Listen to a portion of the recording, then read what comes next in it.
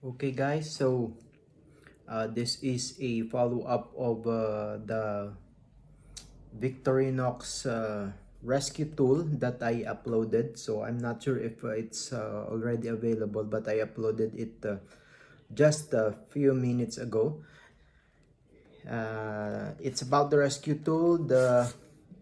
This is the famous Victorinox 4 EMT guys.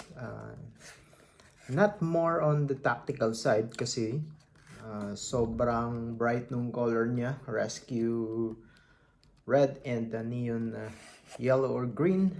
So hindi siya pwedeng basta-basta sa tactical operations when you don't want your opponent or counterpart to see you.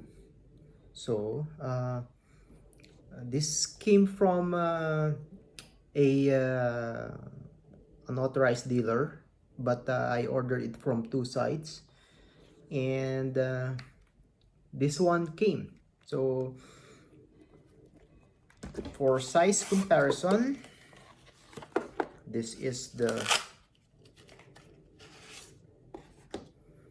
rescue tool, and I haven't told you what this is. This is the Victorinox Angler. I hope you can see it. Okay, it's here. The Angler, colored red. Sorry. So, yun. Mahilig akong mamingwit. I go fishing in the local river where I was born. And we do have a small fish pond. So, whenever I go for vacation, namimingwit ako for fun, not for work talaga. So I acquire some items for fishing rods, not for fishing at the sea, more on fresh water. Fishing rods, pliers for that, scissors, bags, and this one has been in my radar for many years now, not because of its ease of use kasi one thing the Leatherman has over the Victorinox is it's easier to open, lalo na yung mga one hand opening ngayon ng Leatherman. But this one is of course more compact, and I like it because of two things actually. The first one is this one. Yeah, sobrang ganda nung pagkaka print niya ng I'm not sure what do you call this, sea lion or sea creature. Looks like a creature from the Greek mythology. So yeah, and okay, akala ko may gasgas. I would return it if may gasgas. So thankfully nothing.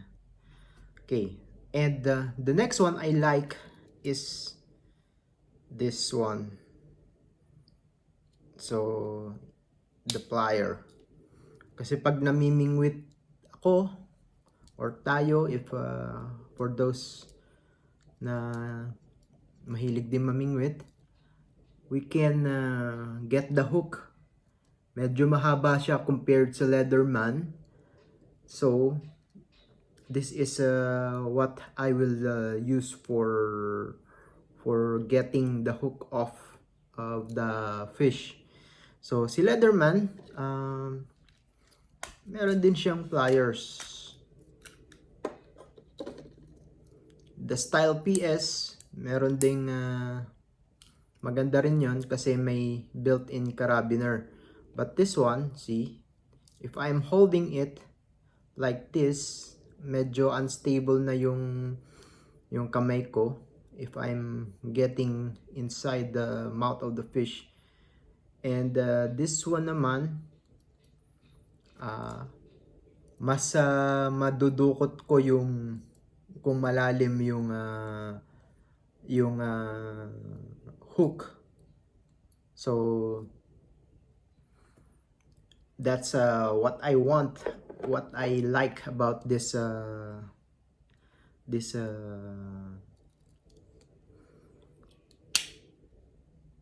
particular model. And of course, the Victorinox usual tools. And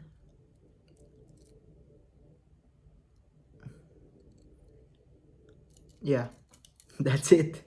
Yun pala yung sasabihin ko is that there are two variations of this kind of model. The one is also for fishermen, is the fisherman. This is the angler and the other one is fisherman. The only difference is that it's for, instead of having a plier, meron siyang gunting. So fishermen, so usually they would cut the line right away if may sumabit. And for anglers, they tend to focus more on the individual fish. So kaya siguro they made two variation, both for fishermen. And bago ko makalimutan, of course, being a fisherman, something to clean the fish. And according to them, this is also a way to get the hook off the mouth of the fish.